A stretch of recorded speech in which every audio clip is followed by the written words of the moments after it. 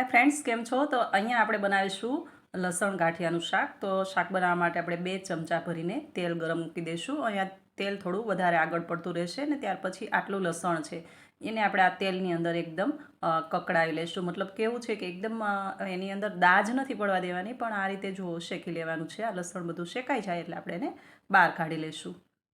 ત્યાર પછી આપણે શાક બનાવશું.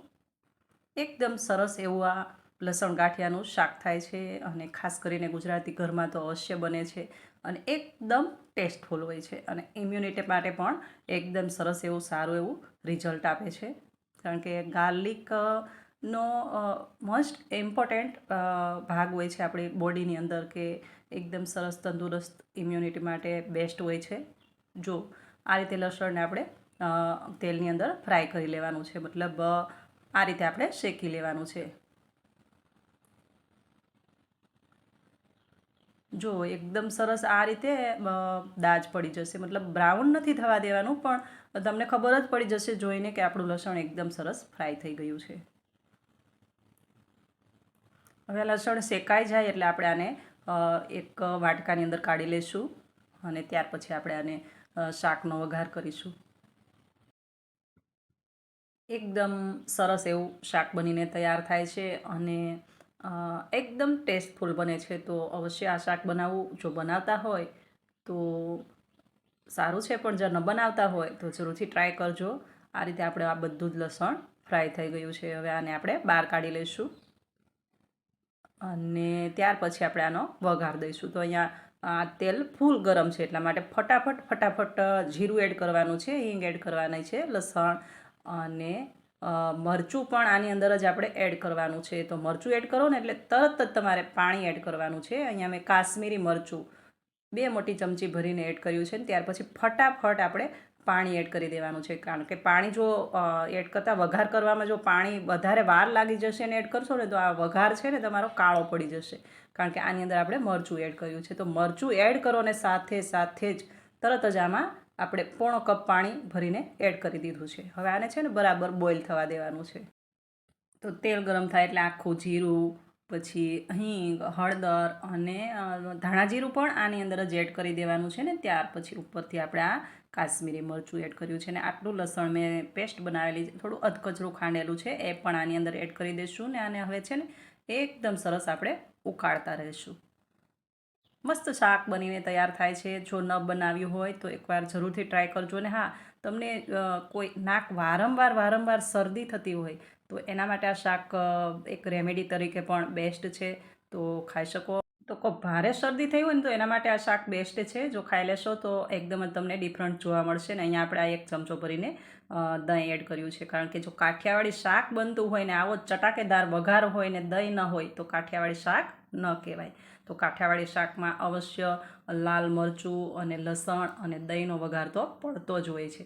હવે આને છે ને એટલું પાછું ઉકાળી લેવાનું છે કે દહીં ઇવનલી આ બધું મેચ થઈ જાય ત્યાં સુધી આપણે ઉકાળી લેવાનું છે. મતલબ આ શાકમાં કેવું છે કે લસણ એડ કરો તો ત્યાર પછી પણ એને સરસ ઉકાળી લેવાનું છે. દહીં એડ કર્યું છે તો દહીંને પણ આપણે સરસ ઇવનલી આ બધું ઉકાળી લઈશું ને તો એક પછી એક જે ઇન્ગ્રીડિયન્ટ્સ પડશે ને એકદમ બેસ્ટમાં બેસ્ટ આ શાક બનીને તૈયાર થશે. અહીંયા આપણે સ્વાદ પ્રમાણે નમક એડ કરી દઈશું ને બરાબર સરસ ઉકાળી દઈશું. ધાણા જીરું પણ એડ કર્યું છે ઉપરથી. બસ મતલબ અહીંયા મેં ખાલી મરચું, ધાણા જીરું, હળદર અને નમક આટલું જ એડ કર્યું છે. આમાં બીજા કોઈ મસાલા ઉપરથી એડ કર્યા નથી. અને એકદમ સરસ જ્યારે આ શાક બનશે ને, જો ન બનાવ્યું હોય ને તો એક વખત જરૂરથી ટ્રાય કરજો. કારણ કે જો તમે બનાવશો તો કહેશો કે ના એકદમ સરસ પરફેક્ટ એકદમ ગુજરાતી ખાણું. હવે આ રીતે આને આપણે બરાબર ઉકાળી લઈશું ને ત્યાર પછી આની અંદર આપણે આ ગાર્લિક એડ કરી દઈશું. ને ગાર્લિક એડ કર્યું ત્યાર પછી પણ આપણે આગળ કેટલું ઉકાળ્યું એટલું જ આને ઉકાળી લેવાનું છે. એકદમ મતલબ મેચ થઈ જવું જોઈએ. અને જો ભારે શરદી હોય અને ગાંઠિયા એડ ન કરવા હોય તો આ રીતે જો ખાલી લસણનું આ રીતે આ સ્ટેપ પર લસણ આટલું નાખીને શાક બની જાય ત્યાર પછી જો 1 થી 2 વખત ખાઈ લેશો ને તમને તરત જ રાહત જોવા મળશે. મતલબ આ મારો પોતાનો અનુભવ કહું છું, આગળ તો તમારી ઈચ્છા. હવે આમાં આપણે આટલું ઉકળે ત્યાર પછી આને એકદમ તેલ ઉપર તરીની જેમ આવી જશે. હવે તેલ જ્યારે તરીની જેમ ઉપર આવે ને ત્યાર પછી જ આની અંદર આપણે ગાંઠિયા એડ કરીશું, ત્યાં સુધી નહીં.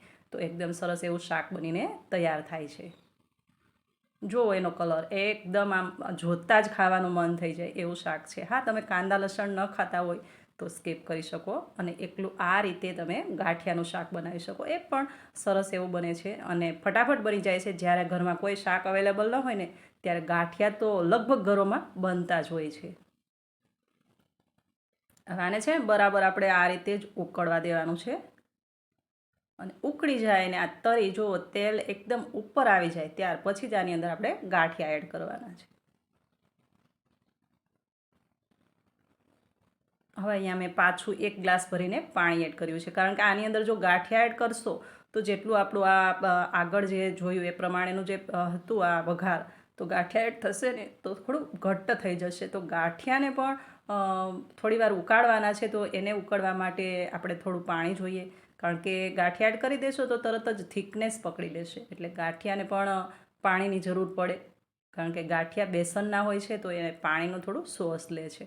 હવે આ રીતે પાણી એડ કર્યું છે ઉપરથી 1 ગ્લાસ અને પાછું આને બરાબર ઉકાળવાનું છે. ને ઉકળી જાય ને ત્યારે કમ્પ્લેટ આ જે તમે તેલ એડ કર્યું ને કમ્પ્લેટ ઉપર તરીની જેમ તરી આવશે. ત્યાર પછી આપણે ગાંઠિયા એડ કરી દઈશું. અને હા, મેં કહ્યું એમ કે તમે એકલું લસણનું શાક પણ આ રીતે બનાવી શકો. જુઓ, આ રીતે તેલ જે આપણે એડ કર્યું હતું એ એકદમ અલગથી તરી આવે છે અને પાણી પણ એકદમ અલગ છે. હવે આ ટાઈમ પર આપણે ગાંઠિયા એડ કરવાના છે.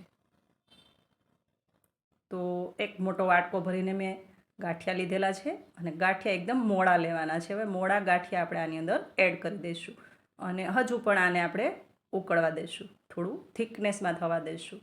મતલબ નોર્મલ તમારે જેવું જોઈએ એવું, પણ મતલબ ઇવનલી આપણો જે વઘાર છે, સ્ટાર્ટિંગમાં આપણો જે વઘાર દેખાતો હતો એ રીતનો જ વઘાર આપણો કમ્પ્લેટલી દેખાય ત્યારે આપણે આને કમ્પ્લેટ આ શાક તૈયાર થાય છે. ત્યાં સુધી આને બિલકુલ ફ્લેમ બંધ નથી કરવાની. આ રીતે આપણે નોર્મલ ટેમ્પરેચર ઉપર ઉકાળતા રહેવાનું છે. અને ગાંઠિયાના શાકમાં કેવું હોય છે કે જ્યારે તમે થોડી વાર હોય તમારે સર્વ કરવામાં, અને જો પહેલાં બનાવવાનું હોય ને તો થોડું ઢીલું રાખવાનું છે, કારણ કે ગાંઠિયાનું શાક થોડી પણ વાર હોય આપણે ડિનરમાં તો કેવું થાય છે કે થોડો રસો હોય ને ઓબ્ઝર્વ કરે છે, એટલા માટે થોડું ઢીલું ઉતારવાનું છે. આટલું ઢીલું હોય ત્યારે ઉતારી લેવાનું છે. અને જો તરત જ તમારે સર્વ કરવાનું હોય તો આગળ તમે જોશો એ રીતે, જે રીતે મેં ઉતાર્યું છે એ રીતે ઉતારવાનું છે. હવે આ તેલ છે ને ઇવનલી જો ઉપર આવી ગયું છે, એ મતલબ એકદમ મેચ થઈ જાય ત્યારે આપણું આ શાક તૈયાર છે.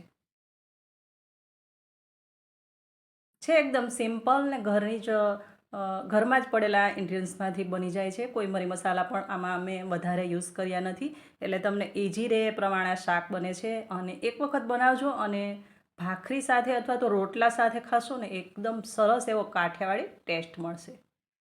અને સાથે જો ભરેલા મરચાં હોય ને, આ મજા જ પડી જાય. જુઓ, આ રીતે આપણું આ શાક તૈયાર છે. હવે જો સર્વ કરવાનો ટાઈમ હોય તો આ રીતે ઉતારવાનું છે, અને થોડી વાર હોય તો થોડું તમારે ઢીલું રાખવાનું છે. આપોઆપ જ આવું બની જશે. હવે આપણે આને સર્વ કરી દઈશું. જો તમને આ શાકની રેસીપી ગમી હોય ને તો આગળ પણ શેર કરી દેજો, અને મારી ચેનલ પર નવા હોય ને તો ચેનલને સબસ્ક્રાઈબ પણ કરી દેજો. પાછા મળીશું આપણે એક નવી રેસીપી સાથે. ત્યાં સુધી આવજો. Thank you for watching.